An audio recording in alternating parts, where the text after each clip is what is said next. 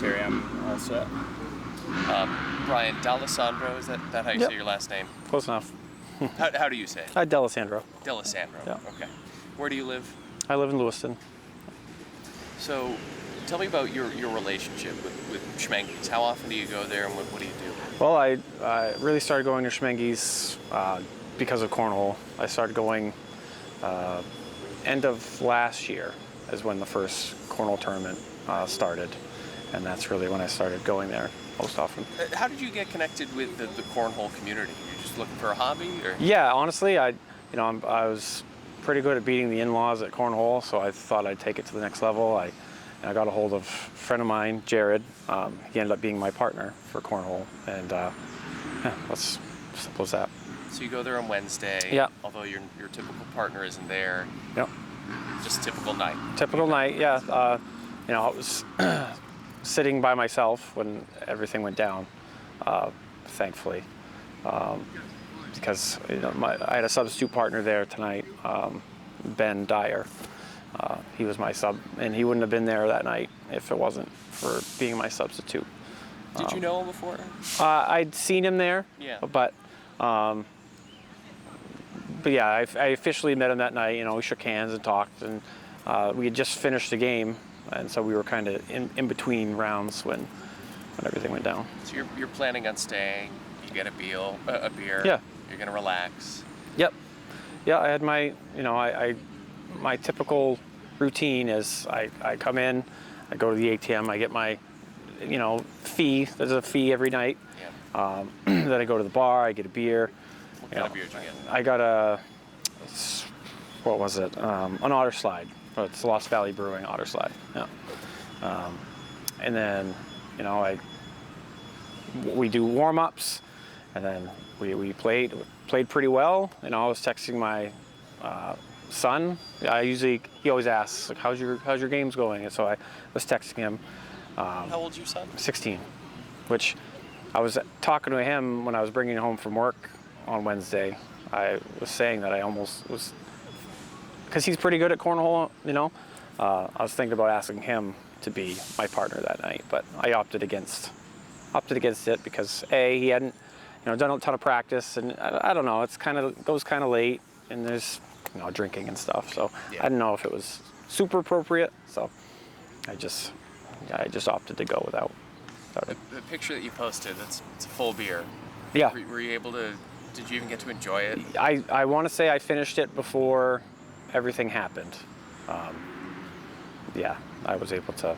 When did you know that this had started? Hard to tell. My last text that I got from my son was 7:02, and I had called my wife, letting her know what happened at 7:15. So, in between that window, I'm not sure exactly what, but I was sitting there back to, I was facing towards where the cornhole boards were, and I was probably leaning forward on my phone, and then I heard what I thought was an explosion. So I kind of leaned towards the kitchen, because where else would an explosion come from? And then I heard Joe, asking what that was, and then I started hearing him, hearing the shooter unload. And you didn't see him at first. You got under the table. Yeah. Under the table before that. As soon as the next barrage started, my first instinct was just dive underneath. Like, I was sitting at the table, there's a pool table right in front of me. I just dove under there. And you're holding Joe's wrist. At one point, after everything, after the shooter had walked the length of the building and he was near where the arcade was, somehow during the chaos, Joe ended up from one end where he was sitting to where I was. So it means, he was approaching, the shooter. So you're hearing the sounds. Yeah. You're underneath the table. Yeah. And then you see his footsteps. Yes. Yeah, I saw his feet, and I saw the green laser light that he was using, as he was reloading or. He had a scope of some kind, or a laser light attachment? A laser light attachment, yeah. That's all I saw. I didn't see the shooter. I didn't see his face. All I saw was from his ankles down, and then the laser light as it flashed around. Did he look like he had a plan? It looked like he was familiar with the location, but I don't know. It looked like his plan was to just go in and start shooting. That's, you know, So you saw him exit by the arcade. Yes. See, he left the building. Yep. And I'm sure you probably didn't think it's over, right? I mean, are you worried that he's going to turn around and come back in? Sure. So when he was over on that side near the arcade, it appeared to me like he was thinking about doing another sweep through the building to, pick off any survivors or any people hiding.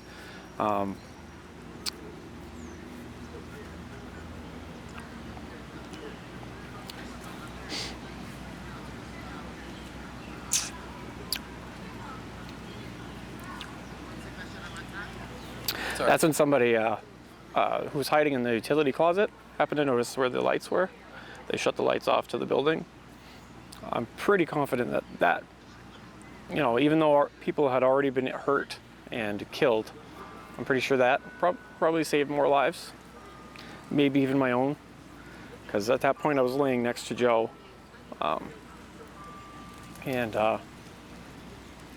if he would have come back through, if he would have looked at Joe, he would have seen me, and not just, obviously this sounds selfish, but I'm not the only one that would have lost their lives, because there's some people that are currently still dealing with injuries in the hospital. They probably wouldn't, because they were, I don't think he was afraid to finish what he had started. Are you, because I'm just trying to put myself in your shoes, Mm-hmm. are you dealing with any kind of survivor's guilt? I don't want to say guilt. Yeah. I know that it's just sheer luck Yeah. that I'm here and others aren't. That's, if my regular partner was there and I didn't have a substitute, I would have been facing a different direction. I would have been more upright. My partner would have been to my left. And maybe I would have been a more, appealing target initially, rather than me facing the wrong direction, leaning forward with my chair kind of blocking, because I had my chair and my jacket. So I was mostly obstructed. So he probably didn't think that he wanted to go that direction. What did you see when you got up from under the table? Well, it was dark. The lights were out, and then Joe was directly in front of me. I had actually called 911 from my smartwatch underneath the table. And once I knew that 911 knew what was going on, and I believe I heard someone come in yelling police, so the police were there. I just got up. Joe was in front of me. I heard, there was just people, crying out for help. People on the ground, lifeless, writhing. But that's pretty much what I saw. I went and grabbed one of my cornhole bags, because when I was on 911, they told me to apply pressure to one of Joe's wounds, and I didn't have a chance to do that, because then the police officer found him and came over, and I was like, well, I'm not the expert, so I'm just going to move out of the way. So Joe was shot? Yes. How is he? Joe Walker. He's the manager of Schemengees, Oh, okay. and he is the guy who This is Joe Walker. Joe Walker, yeah. Okay. Yeah, he didn't make it. I was, as I was laying next to him, I could hear his, not that I'm a professional, but it sounded like he had a wound to his lung, because as he was trying to breathe and he was moaning, and all I could do was I held his wrists, and I whispered his name a couple times. This is obviously after the shooting had stopped and he was gone. But there's nothing else I could have, done. What do you want people to know about either how you're doing, how we should all feel about this, how support can be offered? Anything? I don't know. I don't want to speak for everybody. Yeah. You know, everyone's different. For me, I'm just lucky. That's all it is. I'm lucky. Yeah,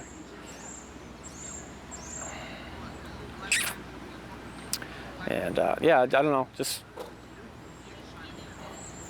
I don't know how to answer that. I don't know how to answer that question.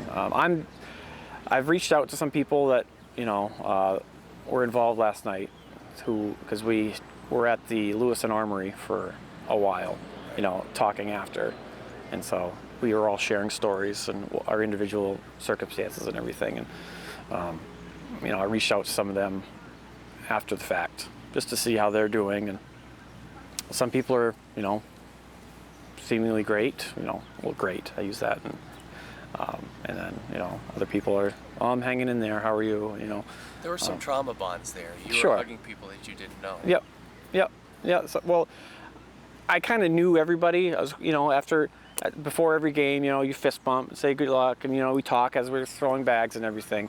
So there's camaraderie and everything. But even though I wasn't like best friends with everybody there, it was still like, yeah. Just, If they're able to reopen, will you go back? That's a good question. I do say that I'm not going to let him steal who I was, because I owe that to the people who have nothing now. But it'll probably be a while. I can't say no.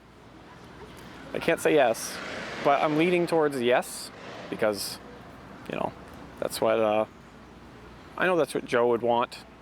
He'd want things to keep going as they were, but What kind of guy was Joe? he was friendly to everybody, just that's who he was. Always super helpful, seemingly like he'd give his shirt off his back for you. Is there anything I didn't ask you, or anything else you want people to know? I don't know. No.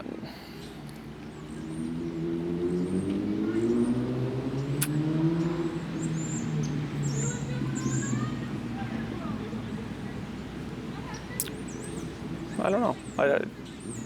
Did you realize that Joe was gone when you were with him, or did you learn after? I learned that he had passed afterwards, but I had a feeling that, that he wasn't going to make it from just the condition that he was in when I was laying next to him. What can we do for you? I don't know, just continue what everyone's already been doing. There's been such a great outpouring, from you yourself to just strangers have reached out. It's all, the outpouring of love has just been amazing. And again, I guess there is a little bit of survivor's guilt, because I don't deserve any of that. I don't deserve, send that to the real victims' families. My son, once he learned that I was fine, that's his world isn't impacted anymore. So he's a well-adjusted kid, so he's fine. My wife, when she learned that I was okay, she's still devastated that it happened, but we're every day's a little easier. But yeah, just the continued support and everything. Those are all the questions I have for Okay. you. The photo that you shared with the glass and the table, is that okay for us to Sure. use? Yeah, I had actually just warmed up with one of the people who were deceased after the fact. He was, I can't remember his name. He's one of the the names of I think 8 of the 10 at this point, so Yeah. not all have been made public yet. Sure. This one is one that's made public. Okay. He's one of the members of the deaf community. He was actually the one that was outside. I actually just warmed up with him that night, and he commented on the bags that I was using. He was like, "Oh, you got the butters." Because it seemed like there were a lot of deaf people there. Mm-hmm. Did they know later than others that there was a shooting just based on? They must have. Like that was one of the questions that when we were all sitting around reflecting, like one of the questions, like how did they react? Like how did they know? Because I heard a loud explosion, so I looked, but I don't know all the degrees of deafness that everyone everyone's a little bit different, so they may have heard something, but I don't know. I don't know how they. I just know that they all sat in a particular area, which was the same area where Joe and Ron Morin sat, and these are all regulars. Yes. Yep. So a big group of deaf people that come weekly. Yep. They were there every Wednesday. It seems like a special thing. Yeah. You have people who aren't deaf, aren't hard of hearing, that have this bond with people from that community. Yep. It's a pretty cool thing. Yep. Yeah, and it was always like, challenging, like communicating, because you want to say, oh, that was a good bag, and so you kind of make up your own sign language. So, and they understood what, you were trying to say, always fist bump and, maybe just being present, sharing that company is enough. Yeah, it was a good time. One of them, one of the deaf people, he was a Yankees fan. I'm a Red Sox fan, so I actually once wrote on I have a notepad feature on my phone. I was like, how do you say Yankees suck in ASL? And he taught me, the Yankee symbol. I can't remember exactly how to say it, but it was funny.